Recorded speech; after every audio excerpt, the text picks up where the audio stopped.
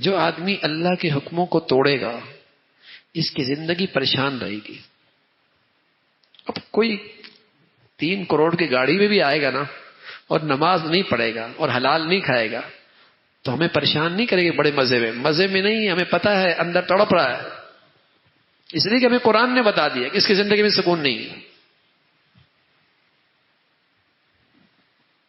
ہمیں قرآن نے بتا دیا اس کی زندگی میں سکون نہیں ہے. کوئی ہمیں دھوکہ نہیں دے سکتا, سکون نہیں ہوگا اس کو. تو اب سوچتا ہے پریشانی میں آ جاتا ہے, سوچتا ہی رہتا ہے, سوچ اور ڈپریشن میں چلا جاتا ہے.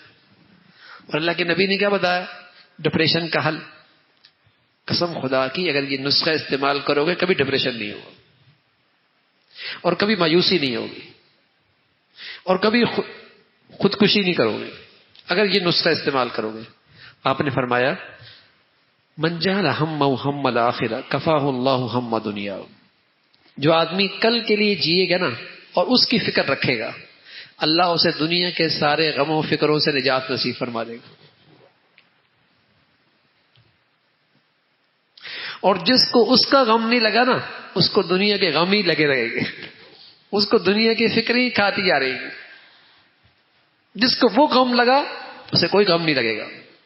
نبی نے جب کہہ دیا ہے, اس کی مثال سمجھاؤں, آپ لانچ میں بیٹھے ہوں اور آپ کو پتا میں نے جانا ہے.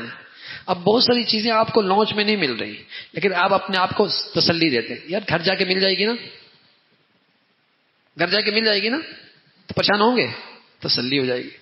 جب آپ کو یہ پتا ہو کہ جانا وہاں ہے اور آپ کو کچھ چیز نہیں ملی اور بہت ساروں کو ملی آپ کو نہیں ملی, آپ اپنے آپ کو تسلی دے دیں گے یار گھر جا کر سب کچھ مل جائے گی نا, بتائیں ڈپریشن میں جائیں گے؟ لیکن یہاں تو سبھی ڈپریشن میں. کسی کو اپنے زیادہ خوبصورت دیکھتا ہے ڈپریشن میں, اچھا قد دیکھتا ہے ڈپریشن میں, اچھی گاڑی دیکھتا ہے ڈپریشن میں, اچھا گھر دیکھتا ہے, اس کے دوست زیادہ ہیں ڈپریشن میں, بلکہ اس کے لائق زیادہ ہیں کبھی ڈپریشن میں.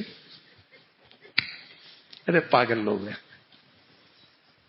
اس سے بھی ڈپریشن میں چلے جاتے لڑکے, میرے لائکس نہیں. مت ماری گئی نا ڈپریشن میں.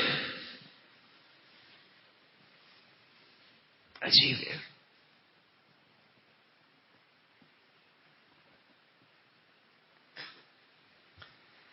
تو اس زندگی کو سامنے رکھے گا خوش رہے گا.